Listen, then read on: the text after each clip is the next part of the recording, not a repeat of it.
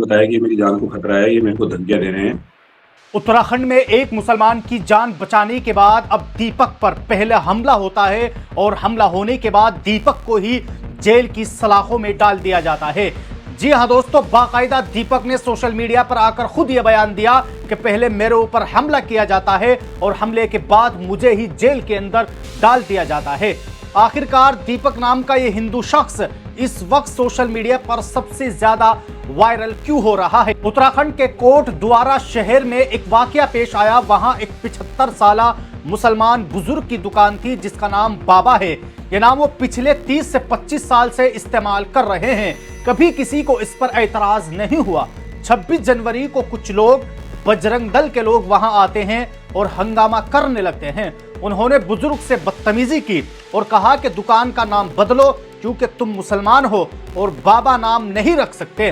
उसी वक्त एक नौजवान जिसका नाम दीपक कुमार है वहां खड़ा हो गया और उसने हिम्मत और इंसानियत दिखाई और उस बुजुर्ग का साथ दिया।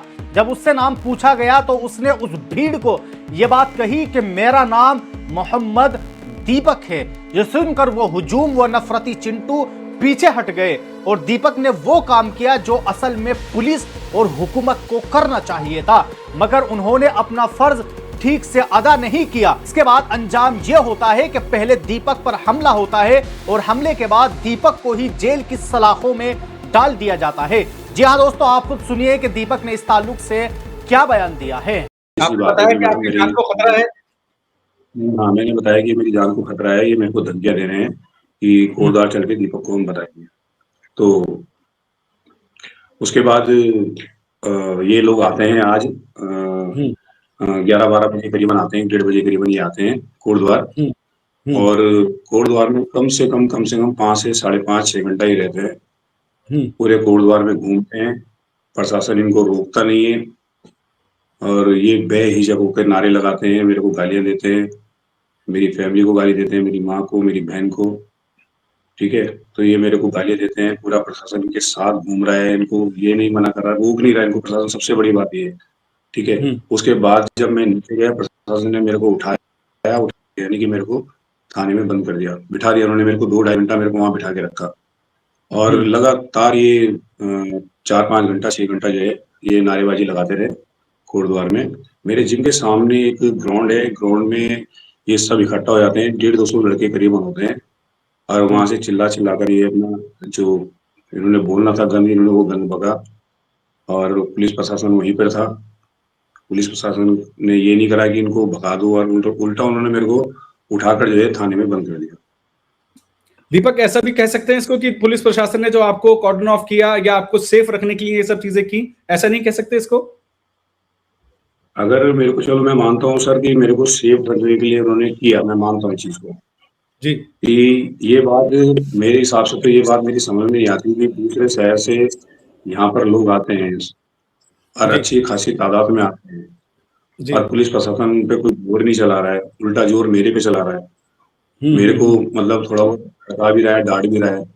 तो मैं उनको ये बोल भी रहा हूँ कि भाई, मैंने कहा मैं तो यहीं का रहने वाला वासी हूँ, तो मेरे ऊपर इतना मतलब जोर क्यों चला रहे हो? मैंने कहा वो तो बाहर से आ रहे हैं, उनको भगाओ। मैंने कहा सीधी सी बात है, माहौल वैसे ठंडा हो जाएगा। मगर नहीं। अब आइए अगली खबर के ताल्लुक से बात कर लेते हैं। खबर यह है कि इनकलाब की इस रिपोर्ट के मुताबिक बताया जा रहा है कि यूपी के 4000 मदरसे इस वक्त एटीएस के निशाने पर है। जी हां दोस्तों, यह खबर इस वक्त सोशल मीडिया पर खूब वायरल हो रही है।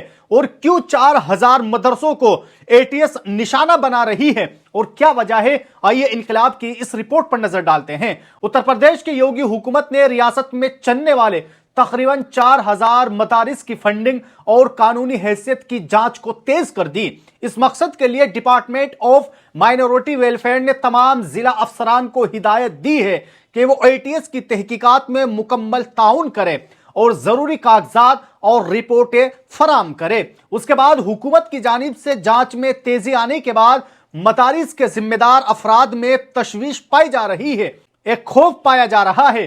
डिपार्टमेंट ऑफ माइनॉरिटी वेलफेयर के डायरेक्टर अंकित कुमार अग्रवाल ने अपने खत में बताया कि तकरीबन 4000 मदरसे को मिलने वाली सरकारी और गैर सरकारी फंडिंग की जांच के लिए एसआईटी की मीटिंग में यह फैसला हुआ है कि एटीएस की तमाम टीमें अपने इलाकों में मौजूद मंजूर शुदा और गैर मंजूर शुदा मदारिस की फहरिस्त तैयार करें और उनकी फौरन तस्दीक करने के लिए निकल जाए और जांच के दौरान मदारिस इदारों और उनके मुंतजमीन के बैंक खातों में होने वाले लेन देन की तफसील हासिल की जाएगी और उसकी तस्दीक भी जरूर की जाएगी। यह भी हिदायत दी गई है कि तमाम रिपोर्टें 2 हफ्ते के अंदर अंदर जमा करानी होगी। खत में यह बात भी बताई गई है और कहा गया है कि कुछ मदारिस के पास बड़ी इमारतें हैं लेकिन उनकी तामीर के लिए आमदनी का कोई वाज़ेह और मुस्तनद जरिया नहीं बताया जाता है। ऐसे मदारिस की इमारतों के माली जराए को मुकम्मल जांच की जाएगी। इसके अलावा गैर मुल्की फंडिंग के बारे में मकामी जराए और इंटेलिजेंस यूनिट्स और जिला सतह पर मालूमात इकट्ठा की जाएगी और महकमों को आगाह किया जाएगा ताकि सच्चाई आने के बाद मदरसे और मदरसे के मुंतजमीन और असातिज़ाओं पर कार्रवाई की जा सके। हुक्काम ने यह भी हिदायत दी है कि एटीएस की किसी भी टीम से मुकम्मल ताउन जरूर किया जाए और वाज़ेह रहे कि इस मामले पर 17 दिसंबर 2025 को एक अहम मीटिंग हुई थी जिसकी सदारत एटीएस के एडिशनल डायरेक्टर जनरल ने की थी। इस मीटिंग में फैसला हुआ था कि मदारिस की आमदनी खास तौर पर गैर मुल्की फंडिंग और इमारतों की तामीर की मुकम्मल जांच की जाएगी। कमेटी ने यह भी ऐलान किया है कि मदारिस के माली लेन देन, तामीराती इजाजतनामों और इंतजामी निजाम की तफसील से छानबीन की जाएगी। अगर किसी मदरसे का ताल्लुक गैर कानूनी या मुल्क मुखालिफ सरगर्मियों से पाया गया तो उसके खिलाफ सख्त कार्रवाई की जाएगी। तो बहरहाल दोस्तों, आप सब लोगों ने इस वीडियो के अंदर देखा कि किस तरह आज नफरत अपने उरूज पर है कि अगर कोई शख्स नफरत के खिलाफ खड़ा होता है तो उल्टा उसी को जेल के अंदर डाल दिया जाता है और उस पर हमले होने लगते हैं। यही नहीं बल्कि दीपक ने यह बात भी कही है, जबकि आज तमाम लोगों को इंसानियत की जरूरत है और इंसानियत के सामने खड़े होने की जरूरत है। अगर किसी पर भी जुल्म हो रहा है तो जुल्म के खिलाफ खड़ा होना हम सब की जिम्मेदारी है और हमारा भारत ये तभी तरक्की करेगा जब हम जिस पर जुल्म हो रहा है उसके सामने खड़े हो जाएंगे और उस जालिम के हाथ को पकड़ लेंगे। बहरहाल दोस्तों, आप सब लोगों ने यह भी देखा कि किस तरह मदारिस के खिलाफ जांच को तेज कर दिया गया है और एटीएस की इस जांच में साफ तौर पर सरकारी लोग ने यह बात भी कही है कि अगर किसी मदारिस या किसी असातिज़ा के खिलाफ कोई ऐसा सबूत मिलता है कि वो मुल्क के मुखालिफ है या मुल्क के खिलाफ कोई साजिश कर रहे हैं तो उनके खिलाफ सख्त कार्रवाई की जाएगी। बहरहाल दोस्तों, आप सब लोग इस वीडियो को ज्यादा से ज्यादा शेयर कर दीजिए और अगर आप लोग हमसे जुड़ना चाहते हैं तो आप हमारे इस चैनल को सब्सक्राइब कर सकते हैं।